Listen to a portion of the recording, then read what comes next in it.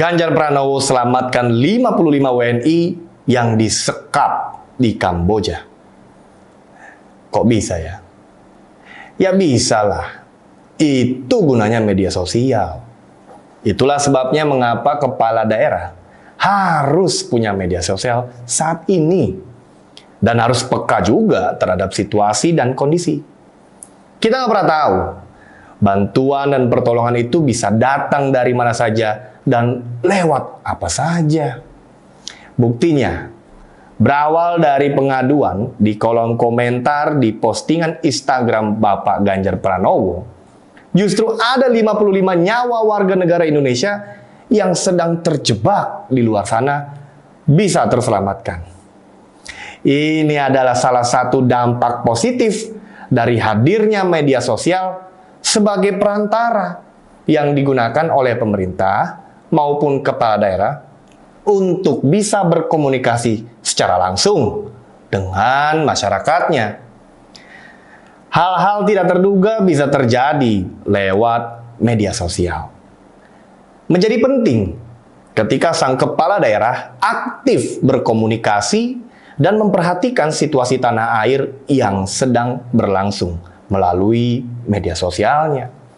Menyebarkan pesan-pesan positif, menampilkan berbagai hasil kerja para kepala daerah, serta menjaga silaturahmi dengan masyarakat lewat bertukar pesan di berbagai platform media sosial.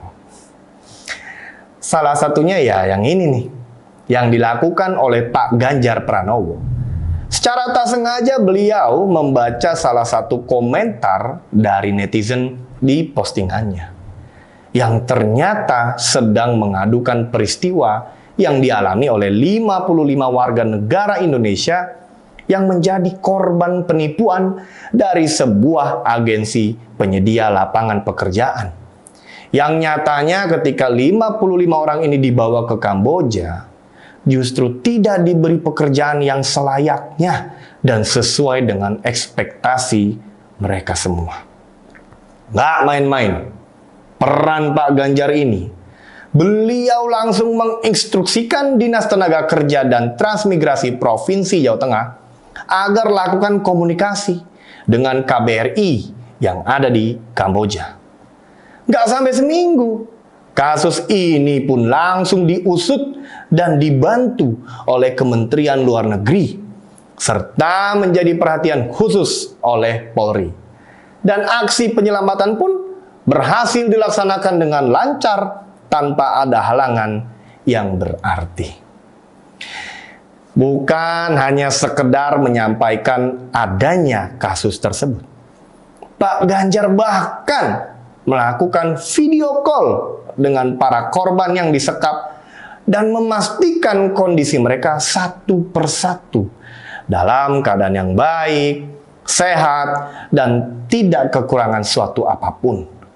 Artinya di situ Pak Ganjar ingin memastikan bahwa tidak ada korban penyekapan yang disakiti atau mendapat kekerasan fisik dari oknum perusahaan di Kamboja itu. Apa pelajaran yang dapat diambil dari tindakan Pak Ganjar ini? Yang pertama, kepala daerah atau gubernur saat ini tidak bisa lagi berperilaku seperti di zaman bahela. Kenapa? Zaman yang sudah canggih ini, para kepala daerah harus mampu menyesuaikan diri untuk bisa hadir di tengah-tengah masyarakat.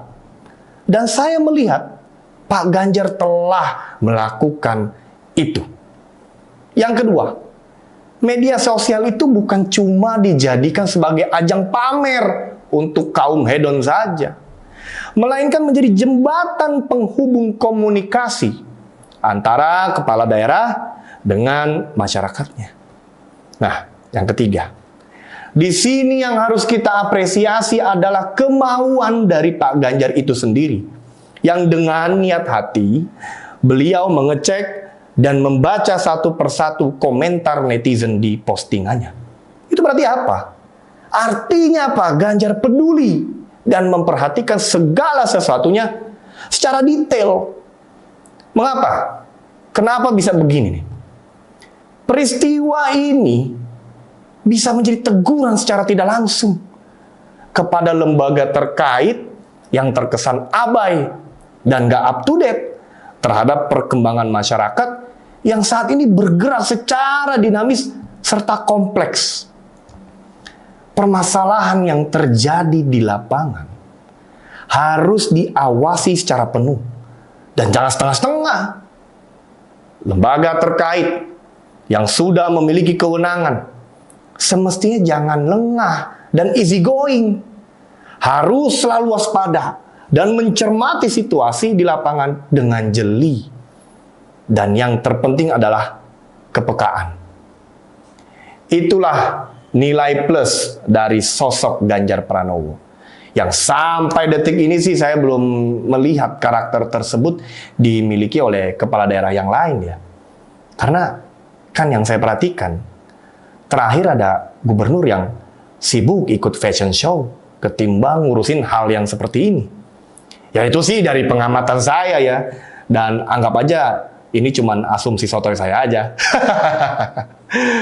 Nah, berkenaan dengan itu, maka tugas kita sebagai masyarakat adalah harus semakin jeli dan cermat dalam memilih calon pemimpin bangsa kita ini ke depannya. Karena apa?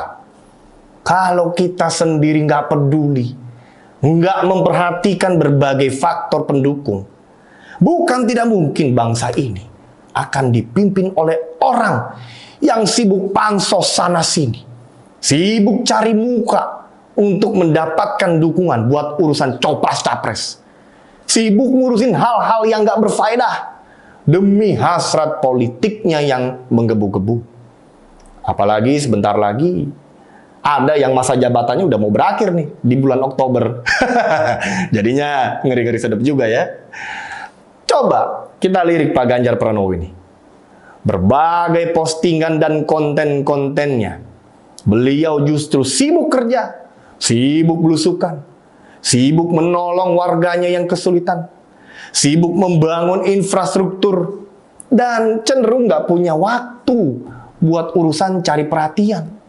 Apalagi cari dukungan buat 2024 ini. Malahan, yang saya lihat, semakin kesini dukungan dari masyarakat dibangun secara organik oleh berbagai organisasi relawan. Ini artinya semakin menunjukkan kecintaan masyarakat terhadap pribadi seorang Ganjar Pranowo. Karena apa? Jawabannya simpel kok. Pak Ganjar ini orangnya mau kerja. Udah itu aja. Nggak neko-neko. Nggak ada manuver kanan kiri.